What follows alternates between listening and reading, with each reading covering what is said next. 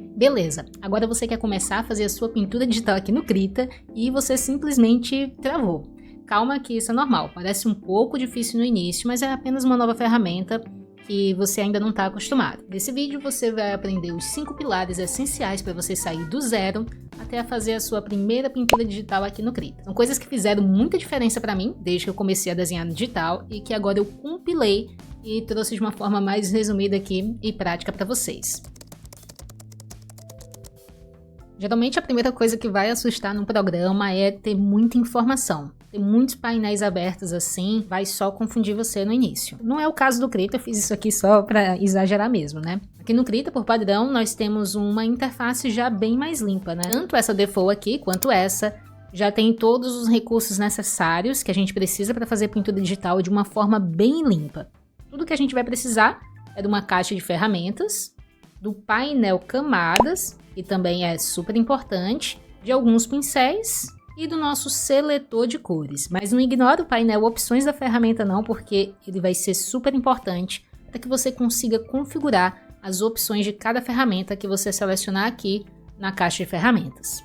Então, independente do programa que você estiver usando aí, tenta fechar todos os painéis que não são importantes por agora. Para desenhar com uma caneta digital, nós vamos segurar essa caneta igual a gente segura um lápis mesmo.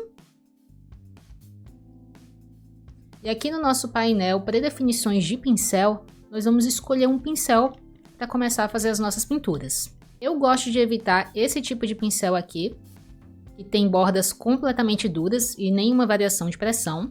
E também gosto de evitar esse tipo de pincel que tem bordas muito suaves. Para fazer pintura digital, sem usar um método específico, ele não é muito legal não.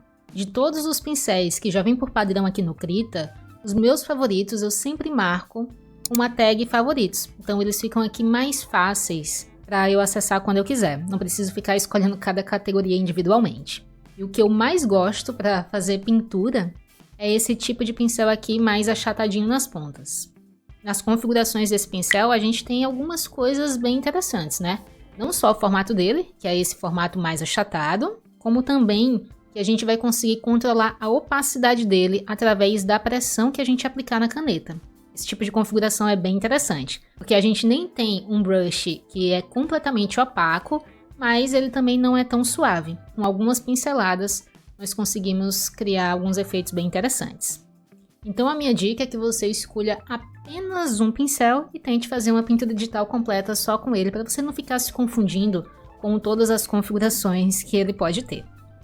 Então, a nossa interface está limpa, a caneta está configurada, porque eu já escolhi um pincel que já tem as próprias configurações padrão dele e que funciona muito bem. E agora a gente vai para a próxima etapa, que é a parte de camadas. Primeiro eu vou criar uma camada aqui de esboço. É só você vir aqui no painel camadas e clicar nesse botão. Nós já estamos com o nosso pincel selecionado, escolhemos uma cor e é só a gente fazer o esboço. Vou fazer um desenho aqui mais simples, só para a gente pegar a ideia. Você pode até renomear o nome dessa camada, para ficar mais fácil saber qual é o conteúdo que você colocou em cada uma das camadas. Isso aqui depois, quando você tiver bastante camada criada aqui, vai te ajudar bastante. Outra coisa que vai te ajudar é usar atalhos de teclado. No Krita Borracha funciona diferente, você usa a tecla E para ativar o modo borracha. Então você vai usar E para alternar entre pincel e borracha. Agora vamos criar uma nova camada acima dessa camada de esboço. Eu vou dar o nome dela de pintura. Já vou organizando desde o início para depois não ficar muito complicado. Nessa camada, a gente consegue pintar por cima sem afetar a camada de baixo. Quando você separa as camadas, essa é a vantagem que você tem. Cada etapa do processo pode ficar em uma camada diferente.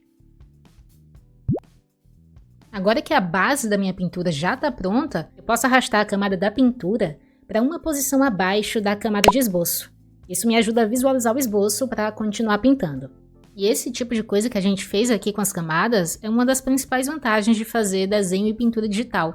Nós temos mais liberdade e segurança para trabalhar porque a gente pode separar cada coisa em uma camada diferente só para ela.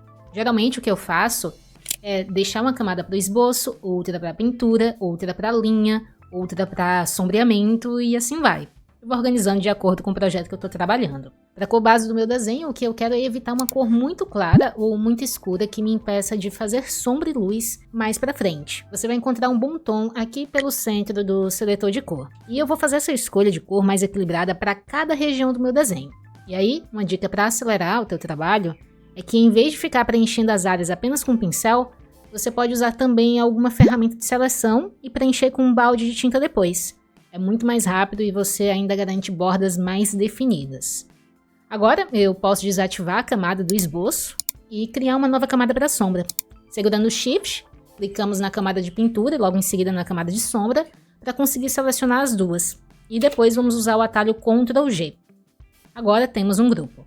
Na camada da sombra só precisamos clicar nesse botão, mudar o modo de mistura para multiplicação, escolher uma cor e começar o sombreamento. A partir daqui, se você criou uma base com bordas bem definidas, vai conseguir fazer a sombra do desenho um pouco mais fácil usando ferramentas de seleção. É só selecionar uma região e começar a sombrear. Em algum momento você pode precisar desativar a camada da sombra e deixar só a camada com a base da pintura visível para conseguir fazer a seleção perfeita. E no final, se você se arrepender da cor que você escolheu para a sombra, é só usar o atalho Ctrl U para mudar a cor. A partir desse momento, o processo se repete. Vamos criando novas camadas para separar novas etapas do processo. Porque se você se arrepender ou errar alguma coisa pelo caminho, vai conseguir voltar alguma etapa e fazer os ajustes de forma mais fácil. Durante o processo, você pode precisar de alguns atalhos importantes também. Para fazer o zoom, você pode usar as teclas mais e menos do teclado. Se segurar a barra de espaço e clicar e arrastar com a caneta, a gente vai conseguir se movimentar pela tela. Segurando com o Shift e arrastando com a ponta da caneta, aumentamos e diminuímos o tamanho do pincel ou da borracha bem rapidinho. E com a tecla E ativamos ou desativamos o modo borracha. Agora vamos pegar tudo isso e repetir o processo bem rapidinho. Criamos uma nova camada e desenhamos o esboço. Mais uma camada para fazer a base da pintura. Base da pintura dentro de um grupo com outra camada no modo de mistura multiplicar, para a gente conseguir fazer a sombra. E novas camadas para a luz e os detalhes. Então vamos dar uma recapitulada rápida de todas as etapas que eu usei. Primeiro as configurações iniciais e a escolha do pincel, deixa tudo no jeito. Começamos a trabalhar com as camadas para organizar toda a pintura. Uma forma de fazer isso é separar cada etapa em uma camada diferente. O fluxo de pintura para não deixar a sombra e os outros elementos saírem da base é o que a gente mais vai usar aqui. Escolhemos a cor de cada base sem ir muito para o claro ou para o escuro, para conseguir fazer a sombra e luz depois. E vamos aproveitar para usar os atalhos de teclado para o fluxo de trabalho ficar mais fluido. Aqui no canal tem vídeos mostrando outras dicas que vão te ajudar a aprender um pouco mais sobre o Krita. E agora tem o meu curso Krita para iniciantes na descrição. Até mais, aprendiz!